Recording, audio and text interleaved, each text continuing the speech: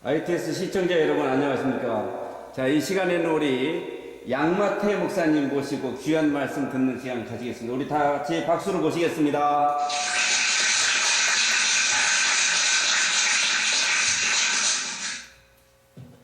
반갑습니다. 감사합니다. 오늘 말씀의 제목은 세례 요한과 예수님의 관계를 알아보는데, 우선 세례 요한은 신분이 무엇인가, 예수님과 어떤 관계가 있는가. 그러니까 세례 요한을 나쁜 사람인데 좋은 사람으로 생각을 한다면은 예수님을 안다 하는데 이 막대한 문제로 예수님에 대한 진실을 알 수가 없습니다. 지금까지 세계 예수교에서 세례 요한에 대한 그 사람의 신분을 잘 모른다는 것은 저는 확인이 됐습니다. 그래서 이것을 지적하면은 오히려 저를 남부내려고 할 겁니다. 그러나 제가 아는 대로 이것을 한사코 밝혀야 되겠다고 생각하고, 그 이유는 뭐냐? 이 성경은 일단 비밀 문서입니다.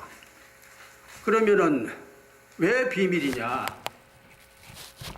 이 세계적으로 지금 성경 66권을 얼마나 보급이 됐는지, 하여튼 이 베스트셀러가 아닌 정도에 이건 뭐 굉장한 보급이 돼 있고 인정을 받고 있습니다. 그래서 이것을 전문적으로 안다는 박사나 목사 이런 사람들이 강의, 설교 이렇게 하고 있죠. 그러면은 이 성경의 그 뜻을 얼마나 아느냐, 잘못 아는 게 더 많겠죠. 여기에 대해서 예수님 당시에 구약 성경이죠. 그때는 구약 성경을 대표적으로 이제 10계명이 있습니다. 그리고 율법이라고 합니다. 율법사들이 그 지식을 가지고 교파를 나누어서 민족 종교를 민속적으로 그렇게 한 400년 동안 유지했습니다. 그리고 400년이 돼서 예수님이 그 구약에 예언된 메시아로 왔습니다. 그 시점에 예수님의 입장이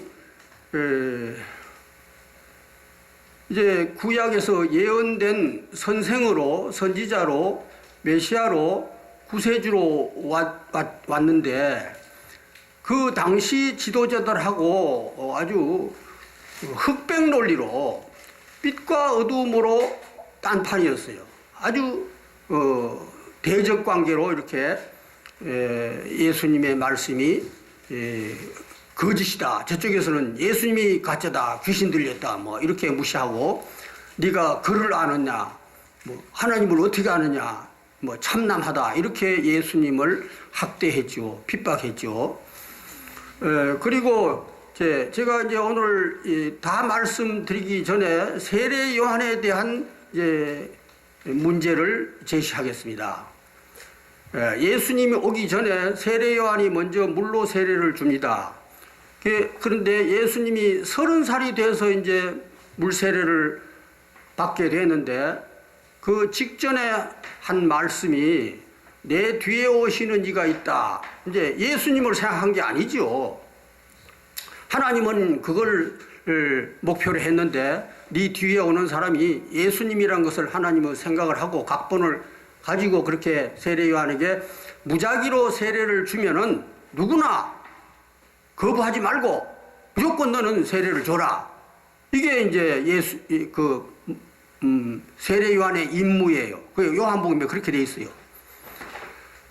본인이 그렇게 말했습니다. 그래서 저희가 세례를 주는데, 예수님에게는 거부를 하는 거죠. 안 주려고 그러는 거죠. 그래서 사정을 해서 여러분 이제 사정을 했을 거야. 그래 예수님이 세례를 받으니까 이는 내 사랑하는 아들이요 내 기뻐하는 자라. 그렇게 이제 이 세례 요한은 임무가 끝났습니다. 그래서 그 사명이 예수님에게로 넘어가야 되는데 그때부터 이제 사이가 나빠지기 시작합니다. 이런 얘기가 여러 군데 있는데 마태 11장에 보면은 세례 요한 때부터 천국은 침노를 당하나니 침노하는 자는 빼앗느니라. 이렇게 빼앗기고 또 빼앗는다, 탈환한다 그 얘기예요. 그래서 우리나라도 지금 정부에서 오늘 이제 문 대통령 무슨 연설이죠? 오전에 국회 연설하던데 그 국회의원 야당들은 뭐 아주 달가워하질 않아요. 뻣뻣하게 그 지지를 안 하지요. 그래서 이 정권에 대해서 이렇게 투쟁을 벌이는가?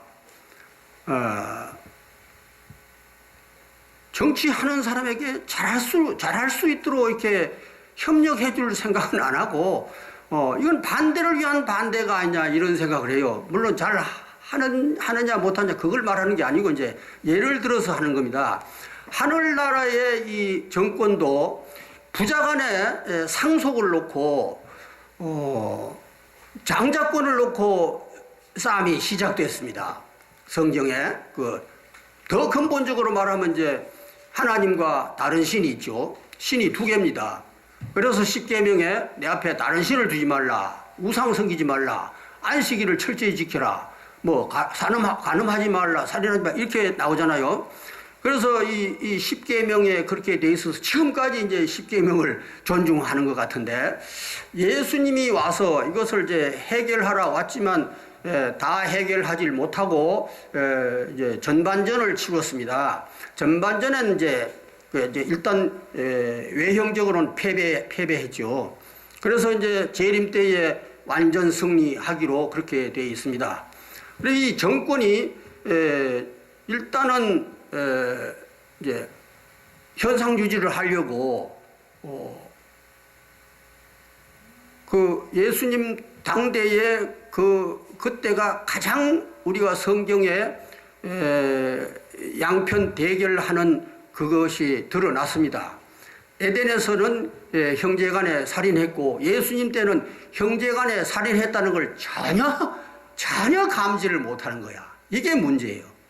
그럼 형제간이라는 것도 몰라요. 누구하고 예수님과 누구가 형제냐? 이종사촌이라고 이렇게 이제 가로막는 거. 여기 마귀가 가로막는 이것을 이해를 못하도록, 성경을 이해를 못하도록 이제 마귀 폐선을 하고, 하나님은 이것을 그렇게 해라 그러면 너가 그렇게 해서 전부 모르게 하면 해봐라. 이제 하나님은 벌써 다 아시죠. 그래서 한 사람에게 비밀을 알려줘서 예수님이 그 비밀을 알리기 시작했습니다.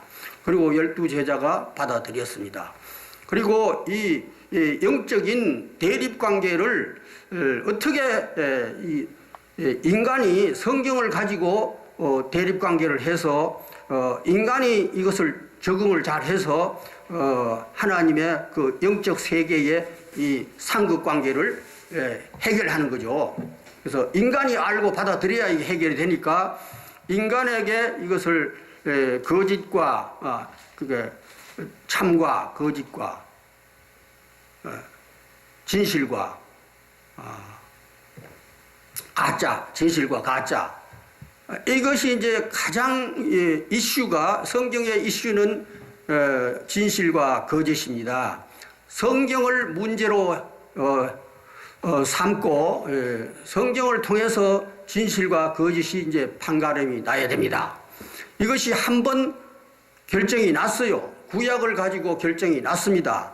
구약 지식을 가지고 있는 율법사들, 바리새인 서기관들, 하나님과 모세를 믿고 십계명을 지키는 그 사람들하고 예수님하고 정반대로 논쟁이 벌어져서 예수님은 자기가 목표한 그 12제자와 또 120명과 그 후에는 사도행전에서 많이 번창했습니다. 그리고 다 목숨을 걸어라. 다 죽어야 된다. 희생을 목표로 해서 이제 영혼 구원을 받고 그 사람들이 남긴 책이 사복음입니다. 사복음과 사도행전, 요한계시록, 서신서는 저는 별로 중요하지 않다고 봅니다. 사도 바울은 현재 기독교에서는 사도 바울을 아주 예수님보다 더 필요적절하게 이렇게 가까이 하는 사람들이 많아요. 그러면 결과적으로 이 세계 예수교는 지금 형편이 뭡니까? 예수님 편이냐, 바리새인들 편이냐, 그 구약 성경 10계명 믿던 그 사람들하고 이게 분리가 안 돼요, 지금. 분리가 안 되고, 여기에 치명적으로 사도 바울이 서신서 기록한 것이 영향을 주었다, 이렇게 말할 수 있어요. 예. 마태복음이나 요한복음에 집중해서 아주 이것을 표준으로 해서 한다면은 그 바울 서신서 본려가 어디 있습니까?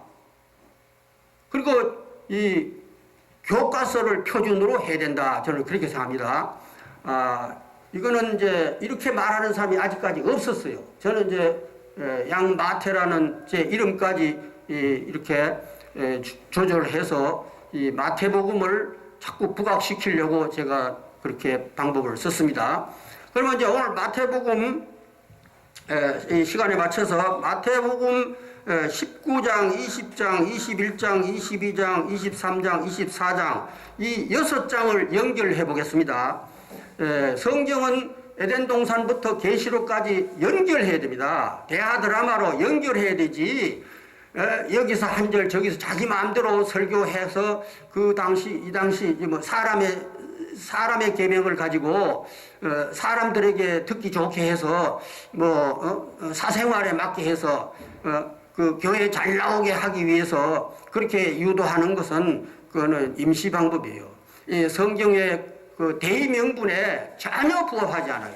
오히려 방해하는 거예요. 이 성경에는 대의명분이 있습니다. 우리나라를 정치하는 사람들도 다 대의명분을 가지고 합니다. 그래도 그것이 적절하지는 못해요. 그러나 이 성경의 대의명분이라는 것은 인류의 최고의 지상낙원을 목표로 하고 있습니다. 이것을 방해하고 있는 세력을 우리가 이제 다 알게 되고 이것을 이제 타파함으로써 성경에서 거짓과 진실이 판명이 날 때 이제 끝이 나는 거예요. 그러면 이 진리를 가진 사람은 이 역부족이에요. 현재까지는 역부족이요. 그렇지만 이 뭐 축구장에 기울어졌다 뭐 그런 말 하잖아요. 기울어진 축구장에서 지금 축구를 하고 있는 거예요. 성경의 운명이. 그래서 한 사람이 와서 목숨을 걸고 제자들에게도 목숨을 걸어라 하는 게 이거는 독립운동이에요. 바로 독립운동보다 더 독립운동이에요. 그래서 충성해라, 목숨을 다해라, 이겨라, 대결 원수가 있다 이렇게 돼 있잖아요. 이런 대의명분을 망각하고 있는 거예요. 지금 아예 어지럽히고 있는 거예요.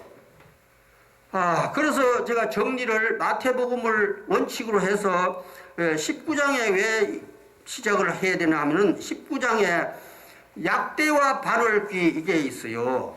그 부자는 천국 못 간다고 그렇게 돼 있어요. 그러면 이제 예수님의 말을 들어야 되는데 그 바리새인 서기관들의 말을 듣고 그 율법사들의 말을 듣고 이 청년이 아주 부자가 된 거예요. 많이 배웠다는 거죠. 그 성경 지식을. 그리고 약대와 반월기라는 것은 이제 귀가 있잖아요. 사람이 이제 귀로 듣고 배우는데 예수님은 귀 있는 자는 들으라 그랬어요. 귀 있는 자는. 그러면은 이제 예수님에게 들어야 이 사람이 천국을 가는데 이 들을 귀가 없는 거죠. 그래서 차라리 하나도 모르는 성경을 하나도 모르는 아주 가난뱅이 성경을 거짓말로 많이 아는 부자하고 성경을 몰라서가 아니라 그건 들어봐도 재미가 없고 정말 올바른 자기에게 맞는 받아들일 만한 말씀을 못 들었으니까, 그러니까 세리와 창기가 너희보다 먼저 천국 간다 그랬잖아요. 그 당시 그 도덕의 표준이, 윤리의 표준이 그 바리새인들, 서기관들, 대제사장들 그 패거리들만 인정을 받고 그 나머지는 전부 죄인이다, 뭐 창기다, 뭐 병신이다, 이렇게 갈라진 거예요. 그러니까 예수님과 어울리는 사람들은 세리와 창기와 병신들이에요. 문둥이, 소경, 이렇게 많은 병자와 이게 예수님과의 관계가 좋은 관계로 이렇게 기록이 많이 있습니다. 이것이 대부분 비유예요. 오병이어를 말씀할 때에 이거는 이제 16장까지 14, 15, 16 마태 이 세 장에 걸쳐서 오병이어가 있고 사복음에는 다 오병이어가 기록이 되어 있어요. 마태복음 6장에서는 내 살과 피를 먹어야 된다. 또 제자들이 자꾸 수군거리니까 너희들도 가려면 가라. 그 부스레기들이 떡을 먹고 남은 부스레기가 12광줄에 담았는데 그 사람들마저도 예수님이 자꾸 살과 피를 얘기하니까 뭐 알아듣기 어렵다 이러면서 수근수근 하니까 예수님이 너희들도 가려면 가라 이런 말을 했어요. 그리고 이제 마태 16장에서는 왜 자꾸 떡 얘기를 하느냐. 떡이 아니다. 바리새인들의 누룩이다. 누룩이 뭐냐. 바리새인들의 교훈이다. 이 성경을 잘못 배웠다는 거죠. 그래서 이 부자에 대한 얘기가 나오는데 하나님께서 앞으로 이 부자도 능히 알아들을 수 있는 날이 온다. 이것은 이제 베드로가 세술에 취해서 새 방언으로 말할 때 그때 알아들었어요. 그래서 이 오병이어의 이 많은 사람도 그때 다시 5,000명씩 왔다 이거죠. 그래서 보리추수라는 것이 오순절 성령 그 운동이 보리추수입니다. 맥추절 그 절기에 맞춰서 많은 사람이 다시 회복됐다고 보고 20장에서는 노임을 주는데 처음에 온 사람 1시에 두 번째 3시에 또 6시에 9시에 11시에 이렇게 여러 차례 사람을 모집해서 끝판에 가서 1시간 일한 사람에게 그 일당을 똑같이 주니까 12시간 일한 사람들이 불평을 했잖아요. 그래서 먼저 된 자가 나중되고 나중된 자가 먼저 될 자가 많으니라 그랬어요. 이게 이 성경이 시작돼서 여태까지 제대로 믿은 사람이 없어요. 그렇게 6차례나 사람을 모집했지만 전부 엉뚱한 짓을 하고 결국에 이제 마지막 때에 사람들이 많이 옳은 대로 돌아온다. 회복이 많이 된다. 이런 얘기죠. 그 다음에 21장에 28절에 보면 그 두 아들 얘기를 했어요. 그때 마침 그 지도자들이 예수님에게 시비 걸러왔어요. 그랬을 때 예수님이 선수를 쳤어요. 세례 요한에 대해서 하나님의 사람이냐, 자기 개인적인 사람이냐, 그 공적인 그 신분을 물어봤죠. 그러니까 이 지도자들이 입장이 곤란하다. 자기들이 죽였으니까 입장이 곤란하니까 그냥 갚으랬어요. 그 후에 이제 제자들을 듣는 데서 예수님이 어떤 사람이 두 아들이 있는데 큰 아들 보고 포도원에 가서 일해라. 또 작은 아들에게도 포도원에 가서 일해라. 그런데 큰 아들은 안 갔다는 거예요. 작은 아들만 가고. 그게 누가 착하냐 그랬을 때 작은 아들이다. 이게 세례 요한을 지금 예수님이 비유로 이제 나타내는 거예요. 신분을. 세례 요한의 신분을 그 두 아들로. 그러면 여기에서 한 번 나왔죠. 마태 5장에 또 그 얘기가 나와요. 형이 동생을 나무라고 욕하고 화내면은 지옥불에 들어가리라. 그런 얘기 있어요. 형제간에 사화하지 아니하면 예물 안 받는다. 그 얘기를 했어요. 그게 에덴 동산 가인과 아벨의 얘기요. 이것을 이제 시리즈로 예수님 때에 그대로 이 멤버가 두 아들이라 해야 돼요. 예수님 때에 예수님이 두 아들에 해당이 돼야 돼요. 그래야 창세기 아담의 그 팀과 맞는 거예요. 그러면 예수님 때는 누가 아담이냐? 사가랴가 아담으로 이거 드러나 있어요. 근데 이걸 그렇게 모르더라고. 누가 보면 1장에 사가랴에게 천사가 왔어요. 대제사장이야. 지성소에서 만났어. 이거는요 아브라함보다도 더 확실한 의인이에요. 그리고 아들을 낳게 해준다 그랬잖아요. 늙었는데 안 되는데 그러니까 된다. 이렇게 와서 천사가 그 마리아에게도 오고 또 요셉에게도 오고 거기에 천사가 하나님의 뜻을 전달해서 이루어졌으니까 그게 성령 형태 아닙니까? 자, 그건 그만큼 하고 두 아들에 대해서 세례 요한과의 관계에 대해서 형제간이라는 것이 너무나 확실하게 밝혀지는 이 21장입니다. 그래서 마태 21장을 한 장만 가지고 저는 성경 올림픽에 나가서 난 이길 수 있어요. 금메달 딸 수 있어요. 그만큼 이 비중이 비밀의 비중이 세례 요한과 예수님 관계가 21장에 드러나 있어요. 38절에 보면은 하나님이 보내고 이게 여러 번 보냈다는 거예요. 그래서 6,000년 동안 여러 번 보냈는데 아들을 보내야지. 그러니까 아이고 아들이 왔네. 그래서 농부가 주겠다는 거죠. 가인이 농부잖아요. 그럼 세례 요한도 농부라는 건 아버지로부터 교회를 맡았잖아요. 세례. 그러니까 침노를 당한다 그러잖아. 바리새인들이 쳐들어왔다 이거죠. 그 세례 요한 교회에. 그래서 전부 연결이 돼요. 그래서 이제 두 아들 사건을 표준으로 해서 대립관계가 어떤 대립관계냐, 왜 예수를 죽였느냐, 이게 고스란히 이 큰 비밀로 남아 있습니다. 이 살인에 대해서, 예수 살인에 대해서.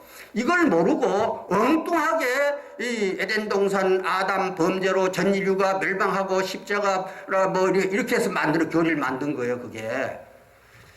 자, 그건 뭐 얼마든지 제가 여기에 대해서 변명을 하고 이제 정리를 할 수 있습니다.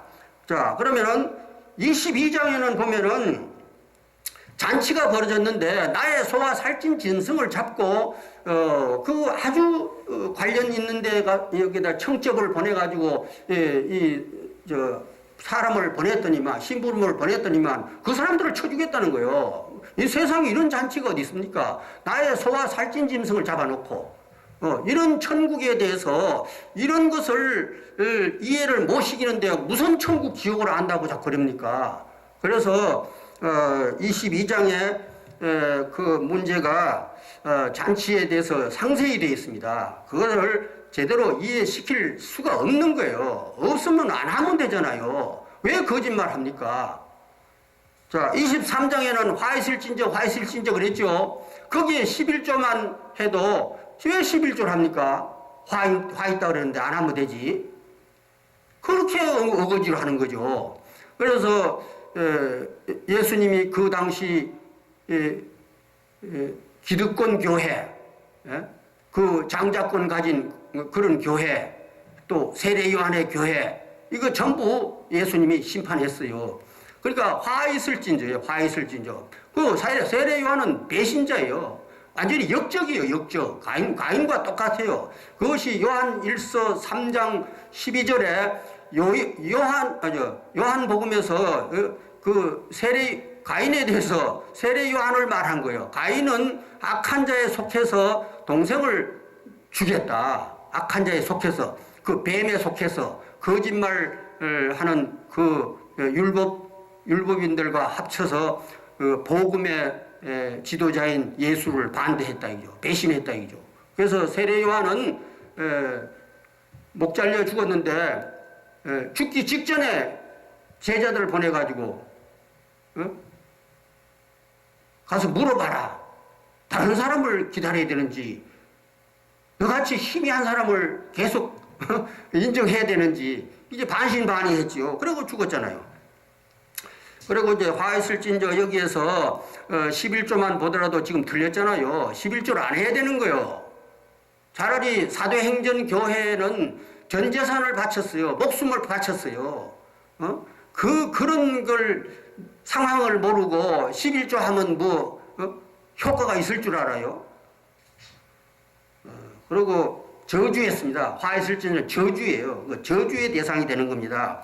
그리고 십계명 좋아하잖아요. 확실해요. 자, 마무리는 24절에 재림이 이제 나오고 25장에 마무리가 돼요. 이 재림 때는 뭐 지진이 난다, 난리가 난다, 성전이 무너진다, 어떤 징조가 있다, 노아 때와 같다 이렇게 돼 있어요. 이런 예언에 대해서 이제 예언입니다. 이게 24장은 아주 정확하게 모든 것이 예언이지만 이 성경은 그 예언이 이루어질 때 그 실제 사건을 이해시키는 지도자가 그 사람이 예수님이었어요. 그러면 그 스타일로 하는 교회가 있어야 됩니다.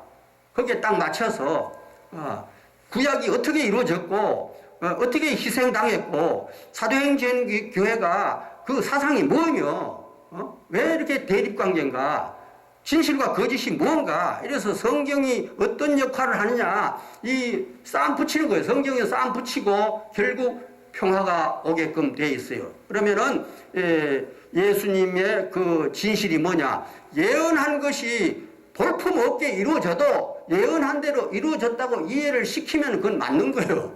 근데 안 받아들이려고 해요 절대. 그래서 안 받아들이고 기득권을 누리게 현상 유지를 하기 위해서 그 개혁자를 죽이는 거예요. 이런 경험을 우리가 잘 알아서 앞으로 여기에 잘 대처해 나가고 제 말씀이 이제 퍼져 나가는 그 영향권에서 아무래도 이 심상치 않은 좋은 단체가 하나 이루어지기를 바라고 제가 열심히 하고 있습니다. 감사합니다.